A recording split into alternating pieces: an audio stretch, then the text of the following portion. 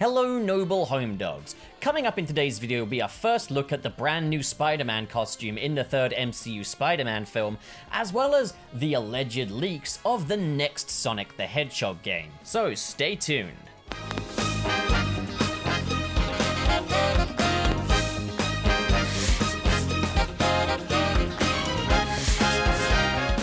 MCU Spider-Man 3 is probably one of the most anticipated movies of the year. There have been rumors flying around left and right, different Spider people allegedly returning, different villains returning from different Spider-Man universes, but now we've got a really early legitimate look at this film. And there are some details we can mine from this. Before we get to the big stuff, we're going to take a look at this photo from Atlanta Filming, of the Peter Pan Bakery. Now yeah, it's just a bakery, why would anyone care? But it's not the bakery that excites me about this particular photo. Look at the way the bakery is decorated. It's a Christmas setting. And as well as that, we can see what looks like frost on the ground, and I'm keeping my fingers crossed that we may finally get something I've been wishing for ages now, a Spider-Man film set in the winter. Hopefully maybe a blanket of snow, maybe, I doubt it, but possibly. It does seem appropriate given that MCU Spider-Man 3 will be releasing around Christmas time, and I'm gonna go and put in a title suggestion and say maybe this should be called Spider-Man Home for the Holidays, or Spider-Man Home for Christmas. I mean, it makes sense, right? We do also have photos of Spider-Man's brand new costume for this movie.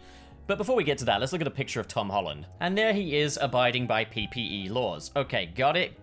Tom Holland's in the movie. We don't have any images with Andrew Garfield or Tobey Maguire or anything like that. Kevin Feige has stated that a lot of the rumors are true, and a lot of them aren't true. So if there's any that aren't true, I'm gonna hazard a bet that it's on the two other Spider-Men returning for this movie. But we don't know. Alright, you wanna see the new Spider-Man costume? Let's see the new Spider-Man costume. Now, more so than this just being a straight up new suit, this is more of a reworking of the previous suit we saw at the end of Spider-Man Far From Home. There are some very apparent design tweaks here, but it is still overall the same design. It's still red and black, it still has the black rubber stripes, it still has that sort of line work going around the black sections, but you'll notice a significant change is the belt, which is a departure not only from the Spider-Man Far From Home costume, but the Spider-Man Homecoming costume as well, as previous Spider-Man costumes have had this sort of tray where the web cartridges can go around the belt section. They've had these black stripes in there. This time that isn't present, in favor of a much more traditional Spidey belt design that points down a lot more as well. This is an evolution more in the direction of the classic Spidey look that we haven't really seen before in the MCU. The rest of the costume remains kind of a departure from the classic look, as obviously it's got the new style of gloves, and the red still cuts off at the shoulders, and I'm pretty sure the spider on the back will still be white, although we have no confirmation on that. I hope it is. It looked really good in Far From Home. But I love the way this looks. It really is just a small change that brings this costume a slightly more classic Spidey look to it. Would I say it's a change for the better? Not really. Like, not for the worse either. It's just a sidestep to a new design element that was part of the MCU Spidey look that has been changed back into a more classic direction. I'm thrilled to bits with it, as I love a classic Spidey. It's nothing major, and I'm just honestly happy to see that they will be sticking with the red and black suit that we did see in Spider-Man Far From Home. More or less anyway. Because I would hate for that gorgeous red and black design with the fingerless glove look to just be used in a final battle and then they leave it at that. It's such a clean and, if anything, more simplified Spidey design that really deserves a proper amount of screen time, and I'm hoping we will see it get used a lot throughout this movie. One thing I always kind of worried about with Peter Parker having his identity revealed is, well, why does he need to wear the costume? But I'm sure we'll get a good answer to that. I mean, maybe he's still trying to hide it, or maybe he just needs access to his gadgets. We'll see when the film comes out. Outside of this new costume though, and a winter setting, we don't really know anything further concrete about MCU Spider-Man 3, other than a few casting rumors. And I think the Jamie Foxx one is the only one that we can really say is concrete, as Jamie Foxx himself did confirm it, even if he plays coy about it now. On a whole though, I'm thrilled to bits with how this is shaping up so far. I can't wait to see more. And being as they are very much in full swing with filming out there in Atlanta,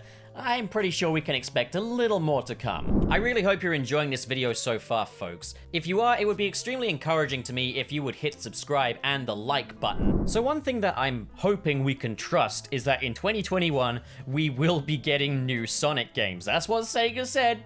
They said we'd be getting that.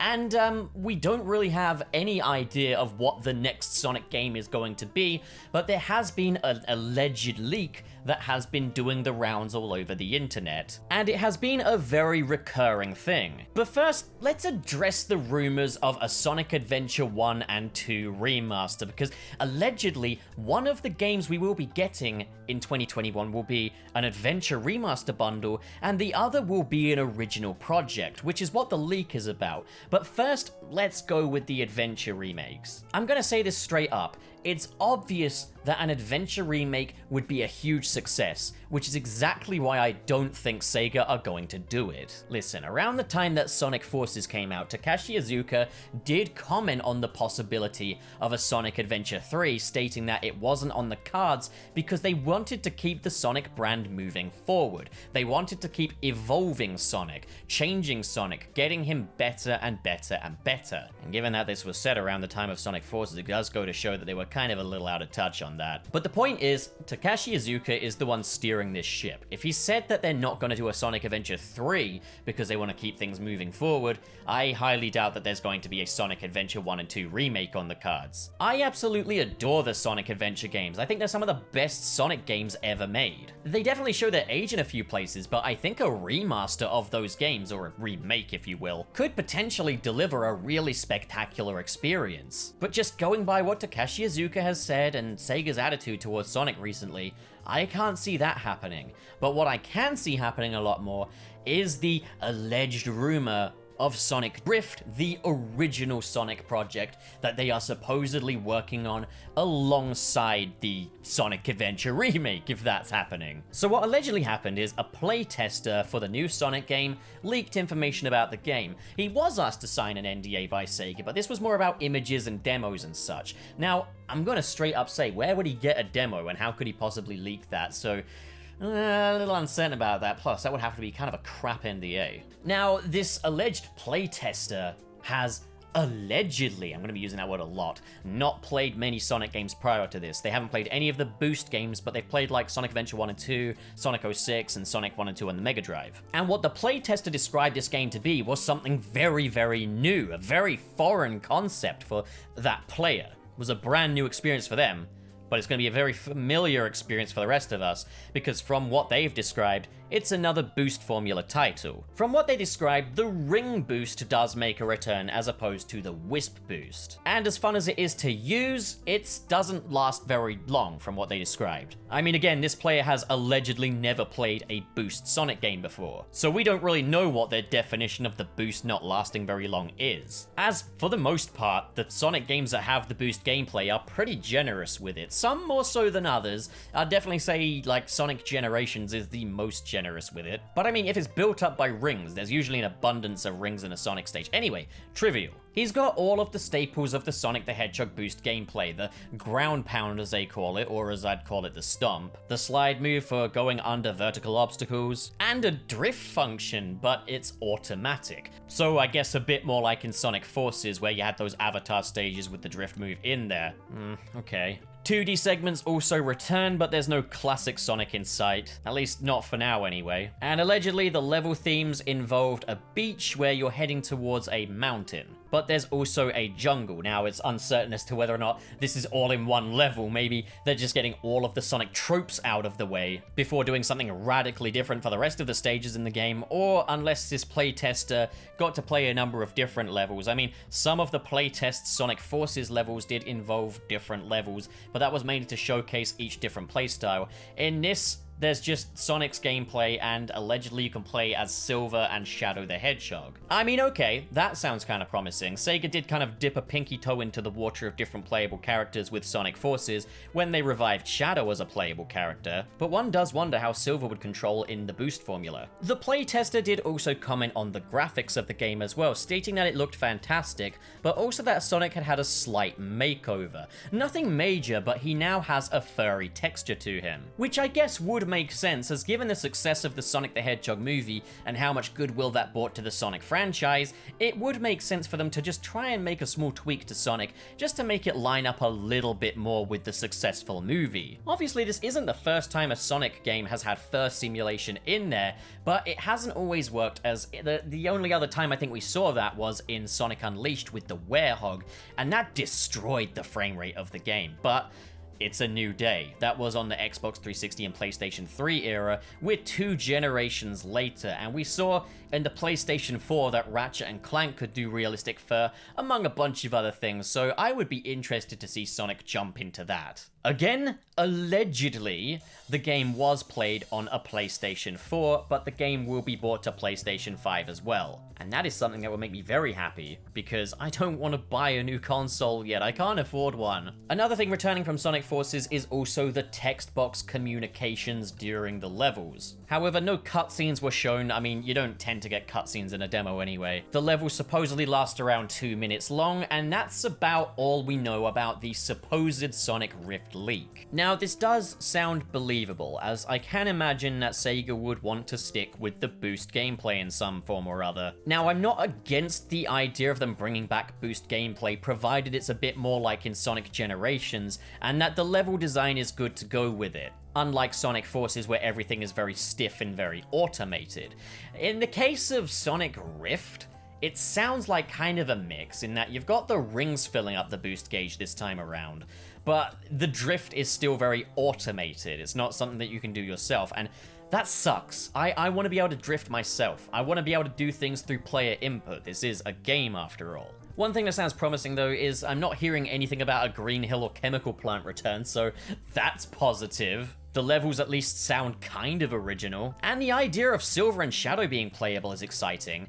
As for the text boxes during gameplay, as long as I can switch them off, that's fine, because they're so stupid, man. Overall, from the sounds of it, Sonic Rift isn't really what I, for one, have been wishing for. I mean, I'm not expecting a Sonic game to fulfill my every single wish or anything, but I do hope that they go for a more versatile style of gameplay, and the boost gameplay can be that, but all too often recently, it's not that. But provided it's fine-tuned and it's a bit tighter, more like Sonic Generations, and less like Sonic Forces or Sonic Colors, that's fine. I'll be fine with that returning. As for the level design, I hope it's much more involving than it was in Sonic Forces and occasionally in Sonic Colors. Again, more akin to Sonic Generations. If they want to do a spiritual successor to Sonic Generations, I'm all game for that. Sonic Forces and Sonic Colors, on the other hand, not so much. But if the rings filling up the boost gauge means anything, then it does sound like it could potentially be a bit more Generations. I'm just hoping that the drift is something we can just do at our own leisure.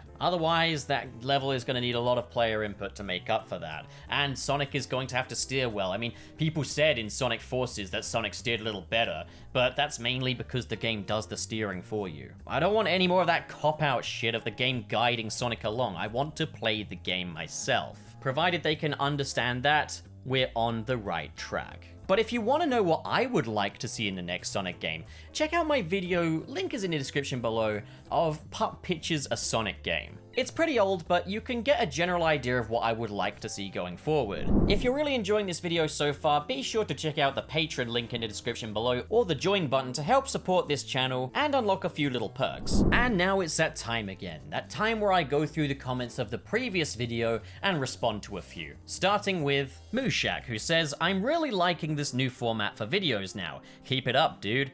I certainly will, Mooshak. Every year I try to kind of make a sort of New Year's resolution to make my content better, find a way to upgrade it on an annual basis. Of course, I'm always trying to make it better and better, but a new year rolls around and then I really feel motivated to just step it up that bit more. And I'm glad to see people liking the new format. It doesn't appear to be getting as many views though, so if you guys could share these videos around a little bit, that would be greatly appreciated. Duncan and Suzanne Thomas says, "Here's my review. Wonder Woman 1984 unfortunately is a really good kids film. I think it's also designed that way, but that's not what we expected nor wanted. I can understand that perspective. I mean, the Wonder Woman action in there is pretty cheesy, but at the same time, I'm not sure if it is really a good kids film. When I was a kid, I was always impatient to see superheroes suit up, get in their costumes, and do action and stuff, and Wonder Woman 1984 doesn't really have a lot of that. There's not a lot of Wonder Woman in that movie. It's mostly Diane Prince. And I imagine that would make kids pretty impatient. There's also a lot of political stuff in there and some sexual references, so I'm not so sure myself, but it is kind of weird how childish the film does get at times, especially in that opening mall scene. But that's all I'll say on that matter, don't want to risk spoiling anything. Double A7 says, it's really upsetting that people like Ray Fisher and John Boyega get stepped on and cast to the side just for standing up and calling out toxicity in the movie industry. I completely agree. There's been a lot of DC fans as well saying, oh, he's just being a diva, all of his claims are completely unfounded, he just wants more money and more publicity. But the thing is, he is putting his own career at risk to do this. And his investigations were a success. And as well as that, his co-stars have stood up for him as well. And with John Boyega as well, he's proven he's incredibly passionate about the subject too. I personally think that John Boyega and Ray Fisher are inspirations, and the truth is, I don't get why people find it so hard to believe that upper management and Hollywood elites are treating people, I guess, beneath them like crap. And that maybe there's an institutionalized racism problem in the industry. I mean, tell us something we don't know. You can keep your tinfoil hats on all you want, guys, but institutional racism is a reality we should all be fighting. Which is why I wholeheartedly support Ray Fisher and John Boyega. I'd like to see people like them getting more roles, and less people like Amber Heard. Well, that about wraps up today's installment. What do you guys think? Comment below and discuss, and as always, if you enjoyed this video and you want to see more like it, hit subscribe, hit the like button, and in the description below are different social media feeds, as well as the link to my Patreon and a join button for if you're feeling extra supportive and extra generous, but of course, you don't have to do that. That's a big ask. I'd never expect that of you. Thank you so much for watching, guys, and have a great day.